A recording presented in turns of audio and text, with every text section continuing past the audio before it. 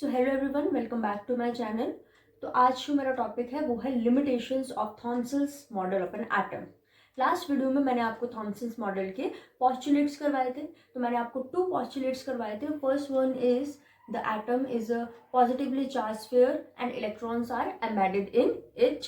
And second postulate था कि the electrons and positive charges are equal in magnitude, so atom is electrically neutral. ठीक है, जब आपके पॉजिटिव और नेगेटिव चार्जेस जब इक्वल होंगे तो एटम को हमने इलेक्ट्रिकली न्यूट्रल कंसिडर किया था। तो हमने इसके 2 पोस्टुलेट्स पढ़े थे। लेकिन अब इस मॉडल की कुछ लिमिटेशंस थी। तो आज की वीडियो में आपको इस मॉडल की लिमिटेशंस के बारे में बताऊंगी कि what are the main limitations of Thomson's model of an atom. कि क्यों हम आज देखेंगे कि क्या कमियां रह गई थी Thomson's model of an atom में, क्या ऐसी लिमिटेशंस थी, क्या ऐसी कमियां थी, क्या ऐसे ड्रॉबैक्स थे, आप कुछ भी बोल सकते हो। ठीक है, जिसकी वजह से ये जो एटॉमिक स्ट्रक्चर एक प्रॉपर स्ट्रक्चर नहीं दे पाया, एक मॉडल नहीं दे पाया था एटम के लिए। ठीक है, तो फर्स्ट वन जो हमारी बहुत ही पहली इसकी लिमिटेशन है वो है कि it does not explain that this theory does not explain the stability of an atom. It does not explain about the stability of an atom, कि ये एटम की स्टेबिलिटी के बारे में एक्सप्लेन नहीं कर पाया था। वाई? स्टेबिलिटी के बारे में एक्सप्लेन क्यों नहीं कर पाया था? वो इसलिए क्योंकि आपने पढ़ा था पोस्टुलेट्स में कि जो आपका एटम है उसमें वो एक पॉजिटिवली चार्ज स्फीयर है और इलेक्ट्रॉन्स उनके अंदर एम्बेडेड हैं। लेकिन इलेक्ट्रॉन्स जो प्रेजेंट है वो किस तरह से प्रेजेंट है? उस पॉजिटिवली चार्ज स्फीयर में इलेक्ट्रॉन्स की डिस्ट्रीब्यूशन कैसी है, किस तरह से इलेक्ट्रॉन्स प्रेजेंट है, क्या उनका अमाउंट है, क्या नंबर है, वो हमें नहीं बता पाया था। ठीक है, तो फर्स्ट लिमिटेशन आ गई कि it does not explain the stability of an atom. ठीक है, नेक्स्ट जो इसकी लिमिटेशन थी वो ये थी कि जो Thomson's model of an atom था वो किसी एक्सपेरिमेंट पे बेस्ड नहीं था। यानी कि बाकी जितने साइंटिस्ट थे उन्होंने अपना अपना एक एक्सपेरिमेंट प्रूव किया था, एक्सपेरिमेंट के थ्रू ही उन्होंने एटम के स्ट्रक्चर को एक्सप्लेन किया था। लेकिन जो थॉमसन था उसका जो एटॉमिक उसने जो अपनी थ्योरी दी थी, अपने जो पोस्टुलेट दिए थे वो इमेजिनरी थे, एज्यूम्ड थे। ठीक है, वो एक किसी पर्टिकुलर एक्सपेरिमेंट पे बेस्ड नहीं थे, कोई एविडेंस नहीं था हमारे पास उनके पोस्टुलेट्स का या उनकी थ्योरीज का। ठीक है, तो ये आ गया दूसरा लिमिटेशन। नेक्स्ट लिमिटेशन, आप Thomson's model of an atom में न्यूक्लियस की बात नहीं की गई है। न्यूक्लियस का कोई रोल नहीं बताया गया है कि जो आपका एटॉमिक मॉडल है उसमें न्यूक्लियस प्रेजेंट है या नहीं प्रेजेंट है, उसके बारे में थॉमसन ने डिस्कशन नहीं दी, कोई भी बात नहीं की। तो this model unable to explain about the nucleus of an atom या presence of nucleus of an atom.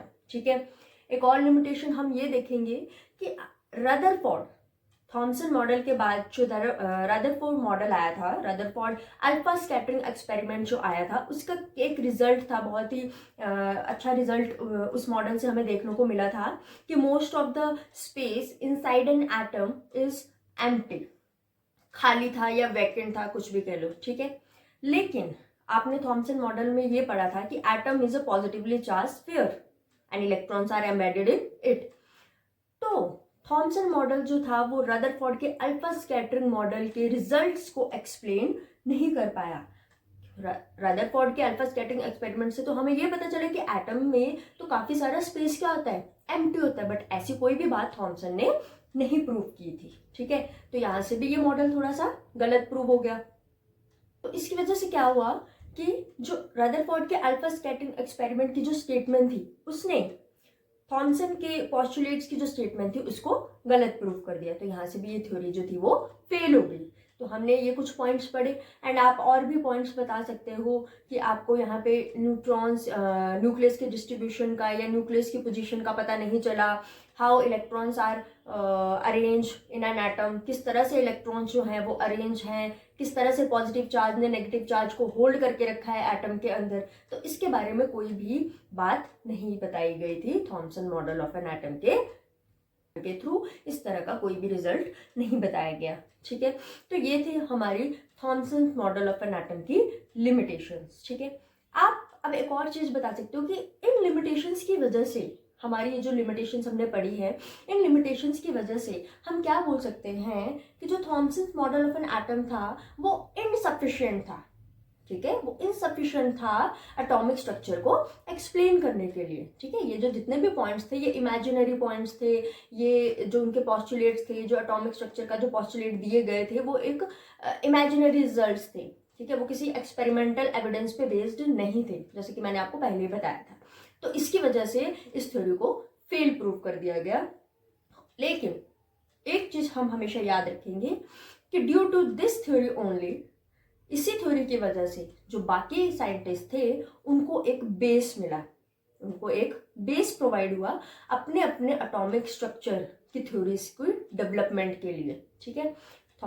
Thomson's model of an atom proved to be the base for the development of other atomic structures Okay, so with this हमारा जो आज का topic था वो यहीं पे खत्म होता है। अब हम जो नेक्स्ट टॉपिक लेकर आएंगे वो इसी के आगे हम कंटिन्यू करेंगे कि अब इन लिमिटेशंस को बाकी साइंटिस्ट ने किस तरह से ठीक किया था, इन लिमिटेशंस को उठाया या इन लिमिटेशंस पे किस तरह से फोकस किया गया, सो दैट कि उन्होंने अपने अपने एक्सपेरिमेंट्स को परफॉर्म किया और एटॉमिक स्ट्रक्चर प्रोवाइड किया। तो हमें ये पता चला कि चलो थॉमसन ने एक इलेक्ट्रॉन की डिस्कवरी तो की और बाकी अदर साइंटिस्ट ने किस किस सब एटॉमिक पार्टिकल्स की डिस्कवरी की। तो हम वहां से वो नेक्स्ट वीडियोज में देखेंगे। Thank you.